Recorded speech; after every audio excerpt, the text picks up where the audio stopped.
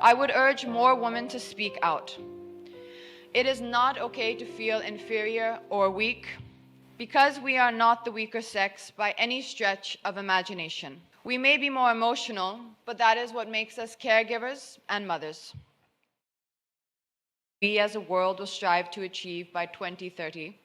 I was fortunate enough to play a small role in the announcement in India for the same, along with Akshay Kumar, A.R. Rahman, and Mrs. Tina Ambani. It is an ambitious proposal and a tough one to achieve in 14 years. But I do believe that we can achieve this if we all sincerely try together. I'm sure many of you are aware that India had a woman as her head of state way before the United Kingdom, a feature the United States of America has not managed to achieve as of yet. Which is why it is surprising to hear about gender inequality here in India, and yet sadly we do. On a daily basis, there are shocking stories in the media about violent crimes committed against women. Yet, I can only imagine how many more crimes there are against women in India that go unreported. This is not an India-specific issue, though.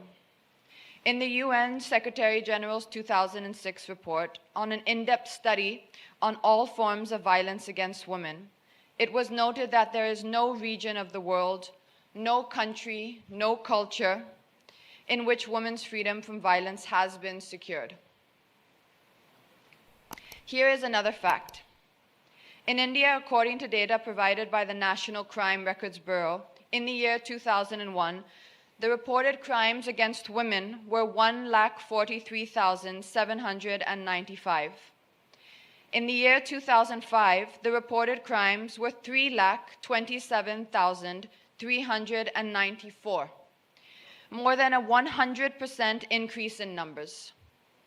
However, I would like to believe that this increase in numbers is not an increase in crime against women. It is an increase in the number of women who are ready to come forward and report them. The world has largely been led by patriarchal societies, and women have, through the years, largely remained quiet in the face of atrocities rather than speak out against them.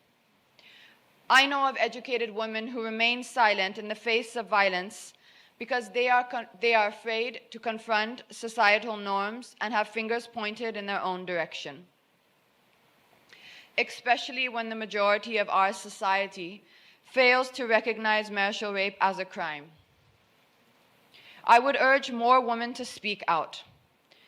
It is not okay to feel inferior or weak because we are not the weaker sex by any stretch of imagination. We may be more emotional, but that is what makes us caregivers and mothers. If you ask each person sitting here today who is the strongest person that they know in their lives, I think the unanimous answer would most likely be that it is their mother, as it is in my case. My mother is by far the most amazing woman I have ever known. And as I stand here on this platform, if I do not act and merely speak, I would be doing my mother and every woman in the world a huge disservice. I would therefore like to pledge today that I will do whatever I can in my capacity to create awareness about gender equality. Thank you very much. Katrina, I just read the audience's mind and they're telling me, step aside, Reena, we're trying to hear Katrina. Over to you. Good evening, good afternoon, everybody. Firstly, I'd like to thank all our extremely distinguished guests who I'm having the privilege, thank you, of sitting alongside this afternoon. Thank you very much for the honor of inviting me here. I'm very happy to be here. There's just a few things that I would like to say. Firstly, I believe the world of cinema, not only Indian cinema, is often called a man's world. It is changing, but the change is slow. So I believe it's a matter of great pride that we have an award that acknowledges and recognizes the contribution of women to cinema. This award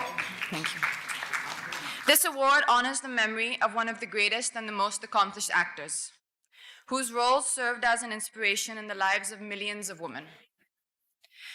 As an actor, the love of the people is the biggest reward of all.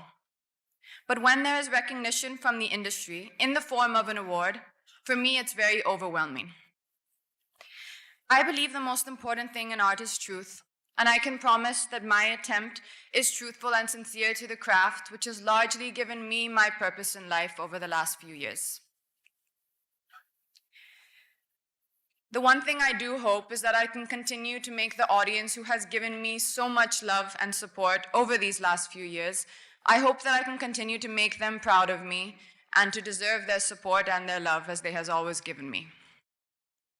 I'd like to thank the jury for this recognition, and I'd like to accept this award on behalf of every woman who seeks to excel in her field of work. I read something very interesting that I thought was very beautiful. It is said that women hold up half the sky, and I think it is women like Smita ji who show us that not even the sky is the limit. So I'd like to thank you all very much for this award, and it was a pleasure being here this afternoon. Thank you. And Katrina, your mother she has had a great impact on you. And I believe that she's also been a part of a lot of social causes, right?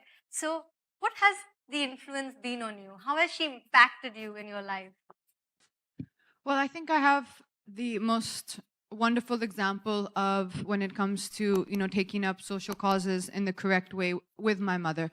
My mother from the last, as long as I can remember, has always been involved in charitable causes, different charitable causes. But as of the last few years, she has been working, which, I've spoken about a bit on my social platforms. She's been working with this amazing school, which she's built from the ground up, called Mount View School, and this is in Madurai. And the thing that's so wonderful about the school is the teachers, everyone involved in it is actually from the local community, trained by her, because she is a teacher.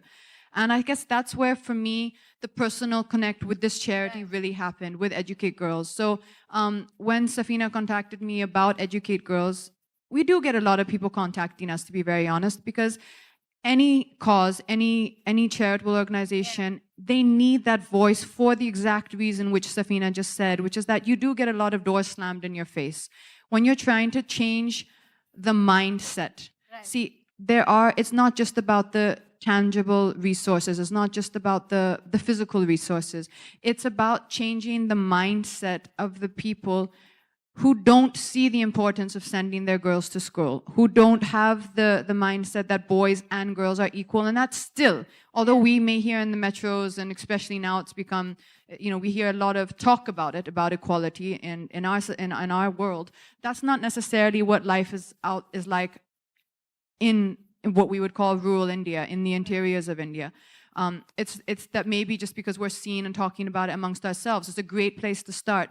But what Safina is actually doing is on the grassroots level, from the ground up, she's going into the communities with her team, with Team Balika, not going in saying, this is what I think, so this is the right way, and trying to enforce her or our opinion, where I'm sure everyone in this room is of the opinion that, girls must be educated, that every child must have an education. But she's trying to first go and talk to them in a way that they will understand, not be told what to do, whether it's the village leaders, the village elders, the parents, getting people who often are the most educated girls or the most educated boys from the local communities to join Team Balika, who then go into that community. So whether it's not an unknown like Safina, it's someone from the community saying, Auntie, can we talk to you for a minute? Or someone who's recognizable to them and saying, these are the reasons and these are the benefits that you must send your daughter to school.